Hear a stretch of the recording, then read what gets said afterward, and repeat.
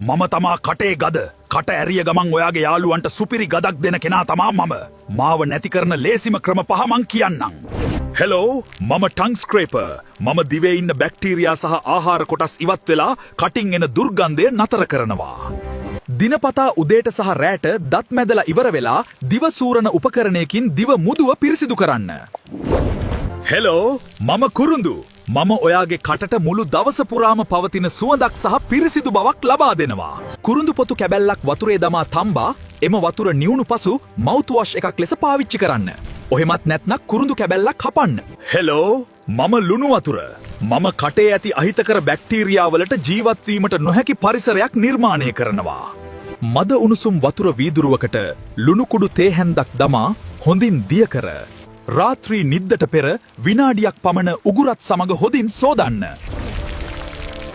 Hello අපි එනසාල් සහ කරාබු නැටි. අපි කටේ ඇතිවන අම්ල ගතිය පාලනය කරලා මුළු දවස පුරාම නැවුම් බවක් ලබා දෙනවා. කෑමකට පස්සේ එනසාල් ගෙඩියක් හෝ කරාබු නැට්ටක් කටේ දාගෙන හොඳින් හපන්න. කරාබු නැටි තැඹූ වතුරෙන් කට සේදීමත් ඉතාමත් සාර්ථකයි. හෙලෝ මම ඔයිල් පුලිං. දත් අතර සහ විදුරු මස් වල සැඟවී ඇති සියලුම විස බීජ මගේ ඇලී පිටත එනවා. මම විදුරු මස් දියවීම වළක්වා කටගද සදහටම නතර කරනවා. උදෑසන හිස් බඩ පිරිසිදු පොල් තෙල් මේස හැඳක් කටටගෙන විනාඩි 10ක් ඇතුලේ හොඳින් කට සෝදනවා වගේ කරන්න. පසුව ඒව පිටතට දමා මද උණුසුම් වතුරෙන් කට සෝදන්න. ඔබේ කටේ ගද නැති වේවා. ඔබ නිරෝගීම වේවා.